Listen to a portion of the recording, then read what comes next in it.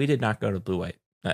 Neither of us did. So we're not going to talk about the game, the executional aspects of it. Apparently people played football, and some of them are good and some of them are bad at playing football. And that's what we heard. And that's what we told you to take away from weekend. And then it won't mean anything until Penn State plays Nevada in 6 months.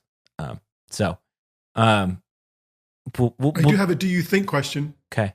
Maybe. Go ahead. It feels to me we are in wide receiver optimism land again. We are. And last year it was based on the transfer from Ohio State coming back. I disagree with that. Okay. Go ahead. But it feels like we're in optimism land. Should I believe the media optimism now more than I believe last year? I don't know. I mean, I think this is 3 years of dealing with this. Like, that's what I'm asking. This is 3 years now. This is because the first year there was all the hype around Dante Cephas, right? Like that was the and then it was the first game story that I wrote on the blog is about Keandre Lambert-Smith being the number one wide receiver, and then the second half of that season he disappeared, right? Like he disappears at the Ohio State game, he disappears off the radar basically, and is a non-factor. So there's that. Then last year I disagree because I think I at least maybe it is my internal expectations. I knew where Julian Fleming was going to fit in terms of the character actor as opposed to the star of the show, so to speak. And how I felt about it was I was fine with it because Tyler Warren was so good through the entire season, and then of course it all backfired dramatically in some ways that I think you could plan on that actually happening, because it was like, well, we don't have a contingency plan. You take away Tyler Warren, not really many other people to throw the ball to. I think it's fine to feel optimistic because it is a true refresh now. It was 2 in the early part of the portal, or in the winter part of the portal, and then Tabor Pena or Trevor Pena. I'm not sure how to fully pronounce it. He signed. I don't know how that really works. Over the weekend, they landed a free agent, right? I guess that would be. I mean, it's called a roster moves tracker on the website for a reason.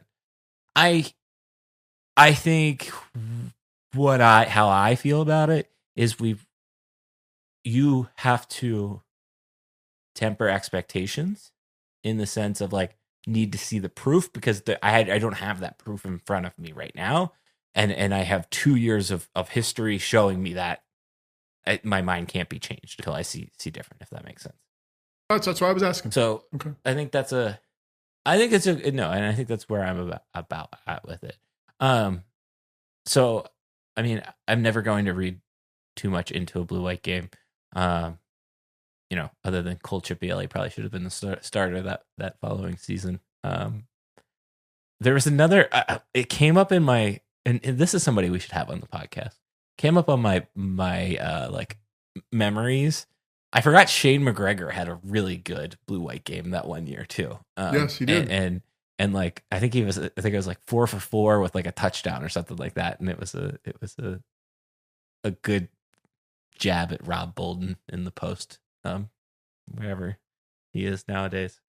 So no, I think the interesting aspect was where the media sat. We texted some of our media friends and they kind of gave us heads up. We should maybe follow up with them and see how the Wi-Fi was, because I would be curious about that. So it seems like it was a little windy. The photos of the stadium looked weird. You were in the stadium. What was that like? What was it like to see the stadium without the other half?